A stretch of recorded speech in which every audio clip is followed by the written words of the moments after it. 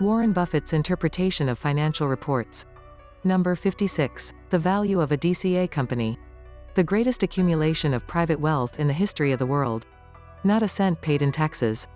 1987 Warren started buying Coca-Cola shares, at an average price $6.50. Against pre-tax earnings of 70 cents a share. After tax earnings 46 cents a share. By 2007 Coca-Cola pre-tax earnings had grown at 9.35% or $3.96 a share. After tax $2.57 a share. In 2007 the stock market valued Warren's equity bonds at $45 to $64 a share. With the market valuing Coca-Cola equity bond at $64 a share.